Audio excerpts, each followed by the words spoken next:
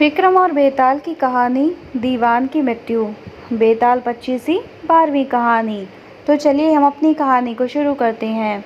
कई असफलताओं के बाद राजा विक्रमादित्य ने एक बार फिर बेताल को योगी के पास ले जाने की कोशिश में अपनी पीठ पर लादा और चल पड़े।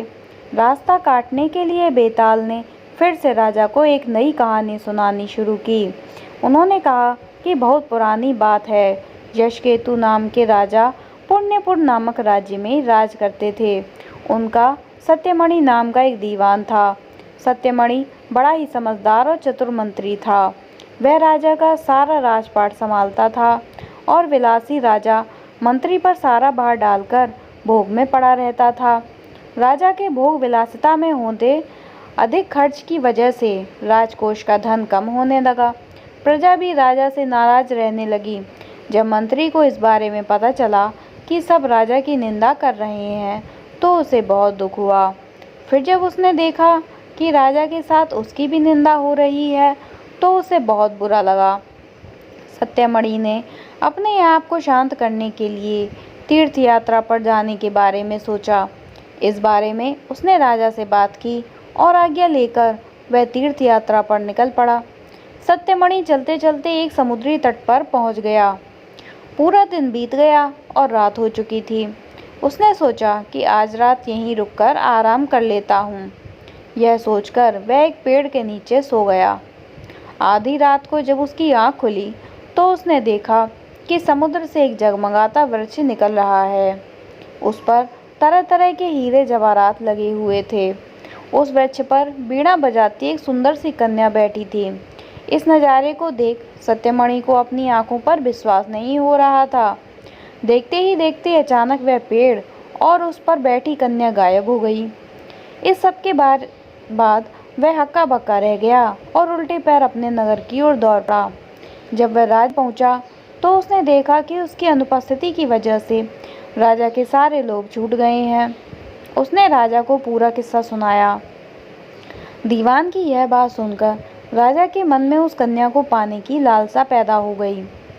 उसने सारा राज्य दीवान के भरोसे छोड़ दिया और खुद साधु का भेष बनाकर उस समुद्री तट पर जा पहुंचा।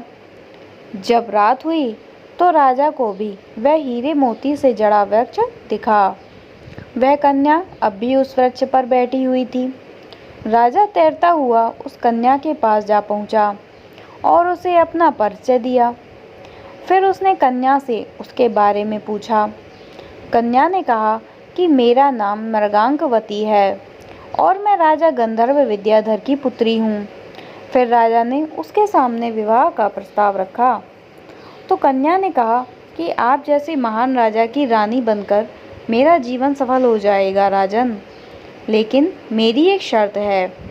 मैं हर कृष्ण पक्ष और शुक्ल पक्ष की चतुर्दशी और अष्टमी को एक राक्षस के पास जाती हूँ जो मुझे निगल लेता है।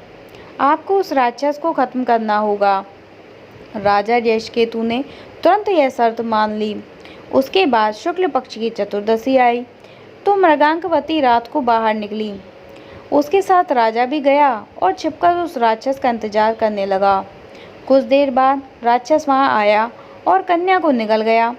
यह देखकर राजा ने राक्षस पर हमला किया और अपनी तलवार से उसका पेट चीरकर मृगांकवती को जीवित बाहर निकाल लिया।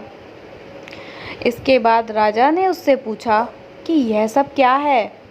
इस पर मृगांकवती ने उत्तर दिया कि मैं हर अष्टमी और चतुर्दशी के दिन यहाँ शिव पूजा करने आती हूँ और जब तक मैं घर नहीं लौटती मेरे पिता मेरे बिना कभी भोजन नहीं करते थे।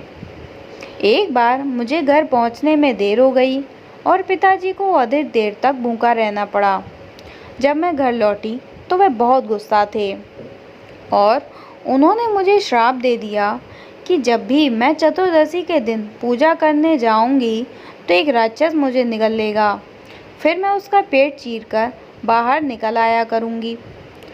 जब मैंने उससे श्राप से मुक्त करने की विनती की तो उन्होंने कहा कि जब पुण्यपुर के राजा मुझसे विवाह करने के लिए उस राक्षस का वध करेंगे तो मैं श्राप मुक्त हो जाऊंगी। कन्या के श्राप मुक्त होने के बाद राजा उसे अपने साथ अपने राज्य ले आए और धूमधाम से उसके साथ शादी की।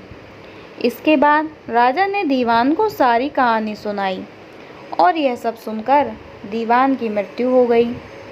इतना कहकर बेताल ने राजा विक्रम से पूछा कि हे राजन, अब तुम यह बताओ कि यह सब सुनकर दीवान की मृत्यु को हो गई थी। तब विक्रम ने कहा कि दीवान की मृत्यु इसलिए हुई क्योंकि उसने सोचा कि राजा फिर स्त्री के लोभ में पड़ गया और उसके भोग विलास के कारण राज्य की दशा फिर से खराब हो जाएगी। उस कन्या के बारे में राजा को ना बताना ही बेहतर था। राजा विक्रम ने जैसे ही उत्तर दिया, बेताल फिर से पेड़ की ओर उड़ चला और जाकर उस पर उल्टा लटक गया।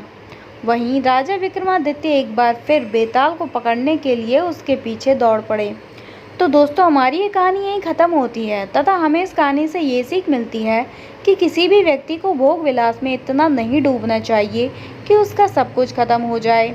अपनी स्थिति और ज़रूरत के हिसाब से ही चीज़ों को करना अच्छा होता है। तो दोस्तों, आप लोगों को मेरी कहानी कैसी लगी प्लीज़ कमेंट बॉक्स में ज़रूर बताइएगा।